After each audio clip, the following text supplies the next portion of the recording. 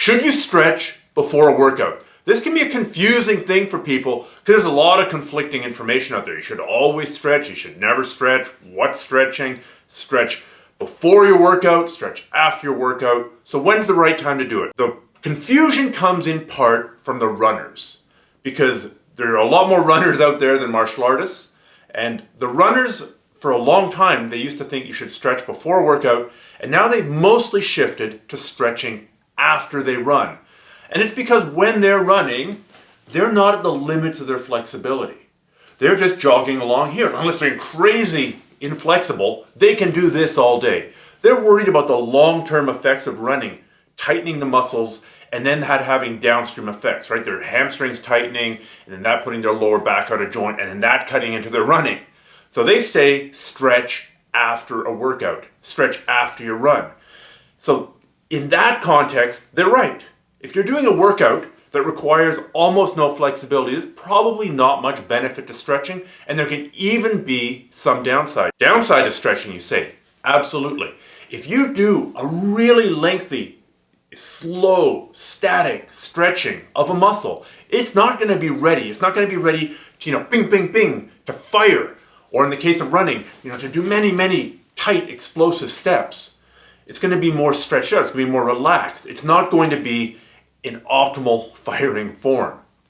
So, if you're doing an exercise that requires no flexibility at all, the actual exercise, then sure, stretch afterwards. But if you're a martial artist, or even if you're a weightlifter, forget martial artists. Say you're a weightlifter and you're working on your overhead squats, right? Where you hold the bar up here and you squat all the way down. For a lot of people, this is really difficult. They don't have the range of motion in the shoulder. They can go here, but to take it back past their head, that's difficult. So before you do that and load up with weight and try and hold it above your head, you want to stretch that out on your own terms, right? If you're up here and you lose the weight and it rips your shoulder backwards into a place it's not supposed to go, then better that you've taken your body slowly and controlled into that range and increase that range on your own terms, rather than the weight taking you there. Or in a martial arts sense, it's really easy. If you're going to get all pretzeled up, better that you get pretzeled up slowly and under control on your own terms than your opponent taking you and as you're rolling, twisting you up and taking you to the limits of your range of motion while you're fighting. That's a bad thing. Or kicking. If you're a kickboxer or doing taekwondo, you don't want the very first technique you come out to be going, boom, head kick, and taking you right to the limits of your flexibility. That's why you want to start out with some gentle stretching. Often, and the individual results may vary, but a lot of people have success with dynamic stretching. You're not swinging your leg up as hard or as high as it can go, but you're taking it close to the limits of your motion. Then you take it a little bit higher. And that warms up that plane. Or, another example, this, right? Here, you're not throwing your arms as far as you can, but you're taking it dynamically into the range of motion.